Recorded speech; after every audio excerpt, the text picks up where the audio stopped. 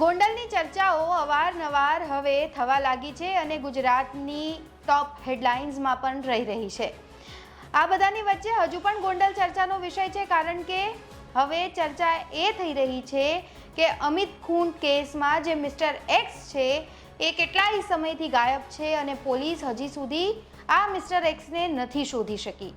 ત્યારે બીજી બાજુ એક ગ્રુપ એવી ચર્ચા કરી રહ્યું છે કે શું એસપી બે બાહુબલી નેતા વચ્ચે હલવાઈ ગયા છે, એટલા માટે તેઓ નક્કી નથી કરી શક્યા કે ભાઈ આ મિસ્ટર એક્સને કેમેરા સામે લાવવાનું છે કે પછી નથી લાવવાનો। પ્રેસ કોન્ફરન્સમાં તો એમને કહી દીધું, ઉલ્લેખ કરી દીધું કે એક મિસ્ટર એક્સની પણ ભૂમિકા છે આ અમિત ખૂન કેસમાં, પરંતુ હજી સુધી તે આ મિસ્ટર એક્સને શોધી નથી શક્યા। એટલે તમે વિચાર કરી શકો છો કે કઈ હદ સુધી તેમના ઉપર કદાચ દબાણ હોઈ શકે છે।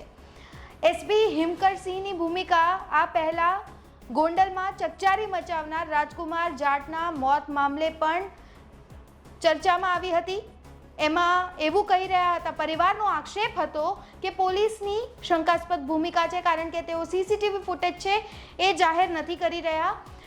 ત્યારે એકવાર ફરી હવે આ જ એસપી હિમકરસિંહ છે ચર્ચામાં આવ્યા છે અને લોકો વાતો કરી રહ્યા છે કે કદાચ એસપી સાહેબ આ મિસ્ટર એક્સને છાવરવાનો પ્રયત્ન કરી રહ્યા છે।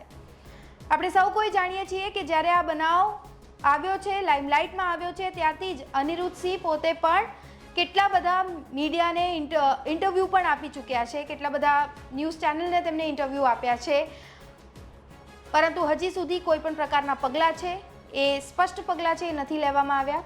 જોકે આમાં સગીરાને બાદ કરતા જે બીજા 3 શખ્સો હતા જેમની ભૂમિકા હતી એવું કહેવાઈ રહ્યું છે, તેમની પણ ધરપકડ છે પોલીસ દ્વારા કરી લેવામાં આવી છે।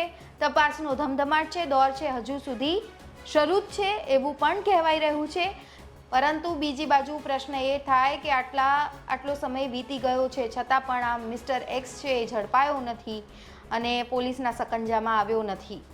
હવે કઈ રીતે આવું પોસિબલ થઈ શકે છે તેને લઈને અનેક તર્ક વિતર્ક છે।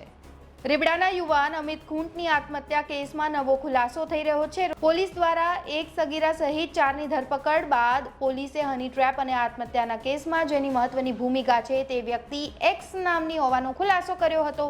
પોલીસ તપાસમાં આ એક્સ નામની વ્યક્તિનો ખુલાસો થયો છે। પોલીસના કહેવા પ્રમાણે આ શખ્સનું નામ રહીમ મકરાણી છે।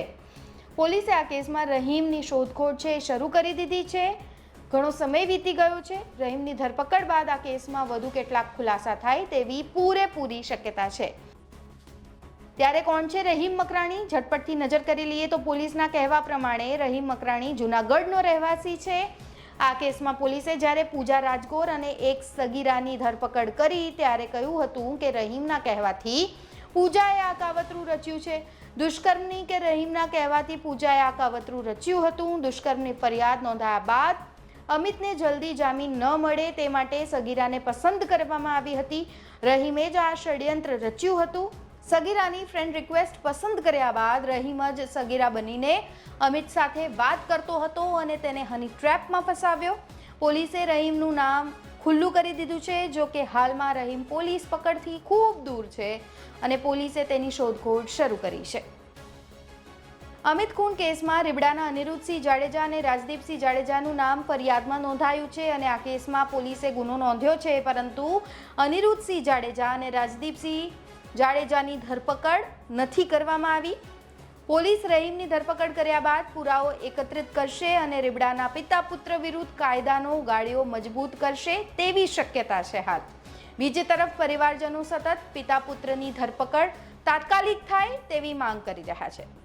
અમિત ખૂન કેસની તપાસ જિલ્લા પોલીસ વડાના માર્ગદર્શન હેઠળ એસઆઈટીની ટીમ કરી રહી છે। પોલીસ આ કેસમાં અત્યાર સુધીમાં એક સગીરા પૂજા રાજગોર નામની મહિલા, એડવોકેટ દિનેશ પાતર અને સંજય પંડિતની ધરપકડ કરી ચૂક્યા છે।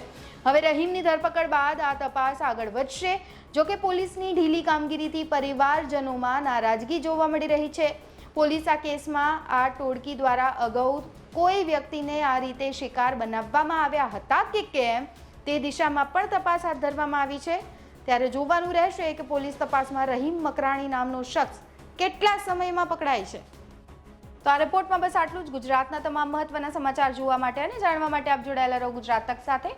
નમસ્કાર.